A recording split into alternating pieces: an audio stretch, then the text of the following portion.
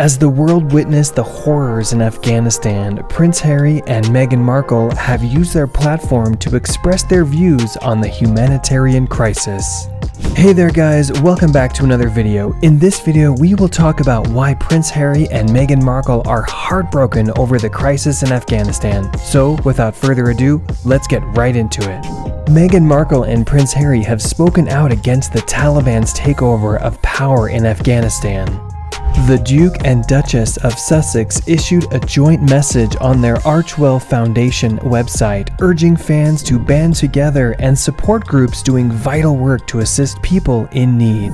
They wrote, "The world is exceptionally fragile right now, as we all feel the many layers of pain due to the situation in Afghanistan. We are left speechless.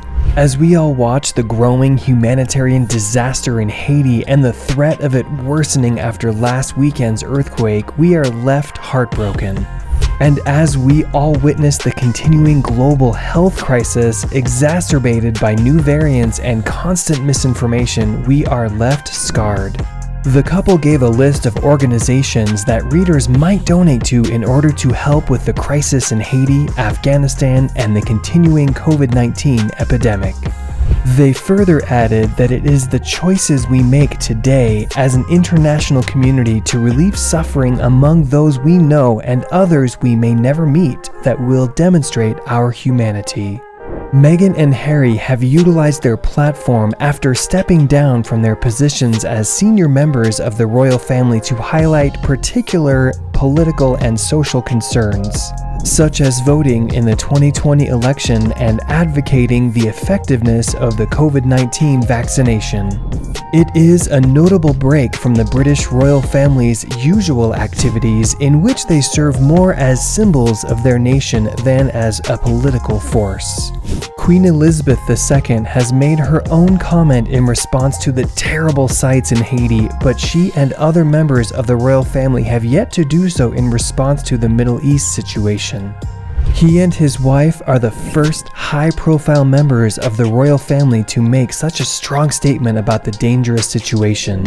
The Taliban have taken over numerous towns in the nation in recent weeks, culminating in the weekend capture of Kabul, the country's capital. As U.S. troops began their planned retreat, the city's fall precipitated the collapse of the government.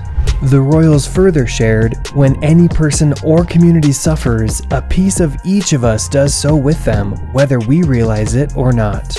And though we are not meant to live in a state of suffering, we, as a people, are being conditioned to accept it.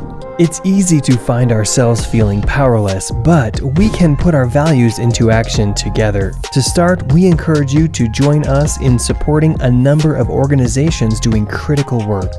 We also urge those in positions of global influence to rapidly advance the humanitarian dialogues that are expected to take place this fall at the multilateral gatherings such as the UN General Assembly and the G20 Leaders Summit," the couple continued.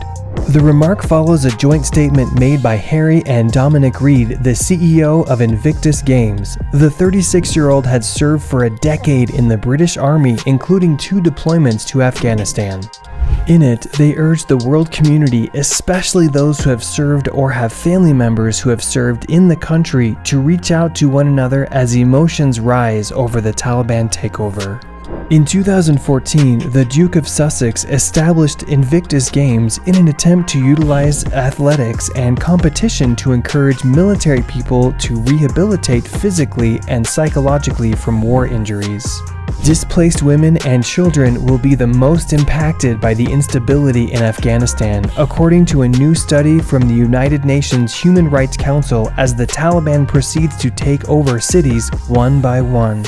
A looming refugee catastrophe with far-reaching consequences for Europe is all but inevitable. Though the royal family cannot act as a governing authority in this situation, their recognition and sympathy for the issue would be very valuable in the international arena. Well, that's it for today guys. Thanks for watching this video. If you like this video, kindly like, comment, and subscribe to our channel. So, stay tuned. Peace.